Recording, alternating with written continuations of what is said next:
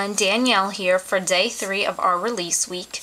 I'm so excited to have you guys back again, and I just wanted to take a minute and say thank you so much for all of your excitement and positivity and really just great comments over the past couple of days. They really mean the world to me.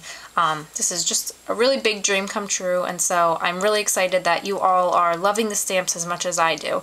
And I really just can't wait for you to get them in your hands and start creating so I can see what you make with them, because I think that's the most exciting part for me, is seeing what you all come up with. Obviously when I make the stamps I have something in mind, but then probably the coolest part is really seeing what everybody else has been doing with the stamps.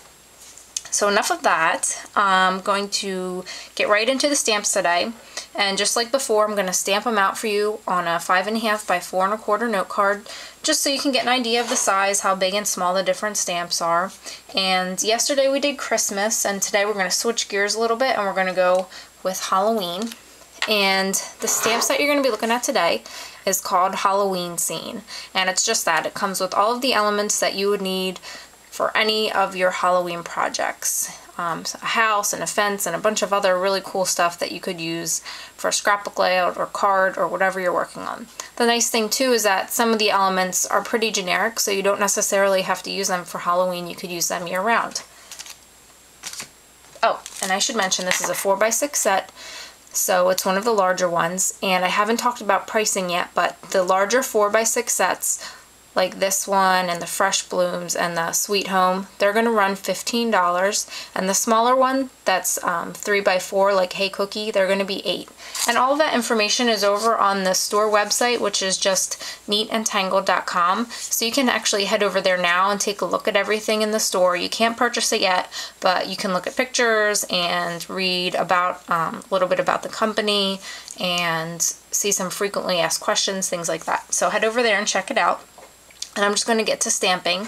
I'm going to do the house first. It's kind of like a spooky house, and I'm just going to stamp it out so you can see how big it is. It's a great size because it's large enough to be the focal point of the card, but it's not so large that you can't have other elements on there as well. So it's kind of nice that you can kind of pick and choose what you want to do with it. You could create a whole scene, or you could just use it by itself. And it was actually inspired by a ride. Every year we go to the beach, and on the boardwalk there they have a little amusement park, and one of the rides is a haunted mansion, and it's one of my favorite rides down there. We've been going to the same beach for I guess 28 years now. So even though it's a Halloween set, it actually brings back some really fun beach memories. Because this top of the stamp is so solid, the roof is very solid, you want to make sure to press down really firmly so you get a good impression, and you just want to make sure to ink it up really well. I don't know why, but I always am like so afraid that I'm not going to get a good impression with any stamp, so I just push as hard as I can. Okay. And then you'll peel it off, and there you go. So there's my little Halloween house. It obviously looks very spooky, but I'm sure that there are some of you that are out there that you are very creative, and you would be able to transform this into just an everyday house. So it doesn't necessarily have to be spooky. Next up, I'm going to do the little fence. And I'm just going to stamp it on this one side so you can get the idea. You can see the scale next to the house, what it's going to look like. And I do not have this like flush on the bottom, it's raised up a little bit. And I'm going to actually flip this paper over to show you how you can line them all up to create a little border along your card. So you don't necessarily have to just do one, you can stamp it all the way across. And as I was stamping this, and I apologize, I didn't line them up perfectly because I can't really see from sitting all the way back here. But I just noticed that it would kind of be neat probably if you just lined up kind of the top arrow portions, and maybe you did like a little border like that along your card. So lots of versatility. You could stamp it like that. You could maybe alternate it, stamp one up, stamp one down to create a neat little pattern. It doesn't have to be just a fence. You could turn it into whatever you would like. So there's that. Next up we have a spooky tree. Real twisty branches, no leaves, definitely spooky. And so I'll stamp that out. And I really loved what Laurie did in her little set of ghost cards. It looks like she actually just inked up kind of the upper portion of the branch, and I'll do it on the back with the other one, and she went around the card and she just kind of stamped it on the edge like that to create a little border. Now I didn't press hard enough, but I thought that was a really genius idea. Just another option. You don't have to use it just for a tree. Next up we'll do the moon. So you're going to get everything you would need for a little starry sky. So you're going to get your moon, and I always stamp it in that orientation, but you could certainly flip it around and do it the other way and it would work just as well. And the nice thing is that you could use a moon for really any card. It doesn't have to be Halloween. You're also going to get a cloud. And same thing, you could stamp it, you could really stamp it either way and it would work as a cloud. So if you wanted some variety, if you didn't want them to look identical, you could just flip it upside down. And the nice thing is that you could use clouds for anything. So like this was the card that I did yesterday using the Sweet Home set, and I used the clouds actually from the Halloween set to fill in the background on that card. You're going to get 3 different size stars. You're going to get a larger size, which is perfect for stamping and coloring and cutting out. Good for paper piecing.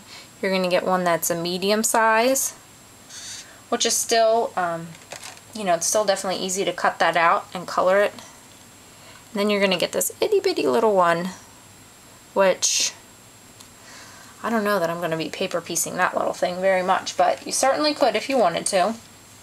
I wanted to give you enough variety so that if you wanted to do a starry sky, you could kind of make all different sizes, make it a little more realistic like what you would see in the sky, or you could just do one size.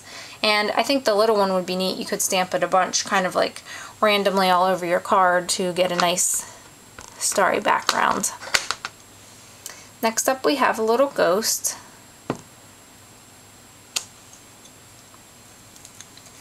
And also a little bat.